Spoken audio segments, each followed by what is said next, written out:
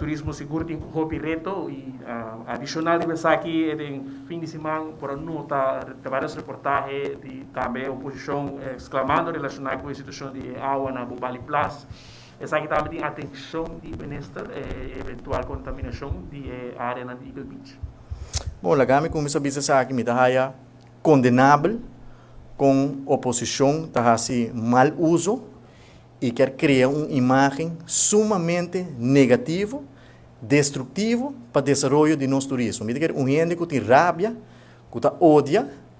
país Aruba só tahasi algo assim para criar a impressão que o beach nang lamana não está safe mais para landa ding, para turista não vir a Aruba. Me dizer, essa é um atentado direto de parte fração de AVP contra nosso turismo, contra nossa economia, lubidando a situação que nós estamos vivendo dentro, que não é situação de mais fácil, que a mina tem roupa e reto não com nós estamos basic a manejar uma pandemia e assim também não está bom para criar uma impressão totalmente robusta para a imagem do país Aruba. O seguro está roupa condenável, porque isso aqui está problema que não somente nossa realidade, sino um problema que tem anos andando com o nosso governo a atender com ele, que já acaba nossa raça alguma inversão de algum milhão de florins acaba para começar a remediar a situação e o ministro Arens está atendendo a problemática aqui também e também o governo de Aruba põe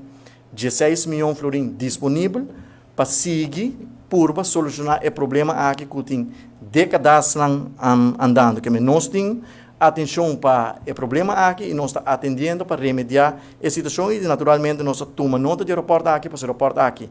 nota algo novo, nós miramos a pergunta também de membro de fração de mas senhora Marisol Lopes Trump e também está outra aí não e também a lesa aeroporto, a pergunta aqui com abarrar-se proativamente para remediar a situação. É fácil para mim acusar o governo, mas ora a botar outra não, não faz absolutamente nada para aliviar ou remediar a situação. Que nós sim está atendendo com essa matter of fact, esse man aqui acaba nós tem uma outra reunião, de ser reunião acaba que nós está llevando desde que nós dentro do governo para atender com o tema de RWZI, que é um tema roupa urgente. Então, pensei também nós condenar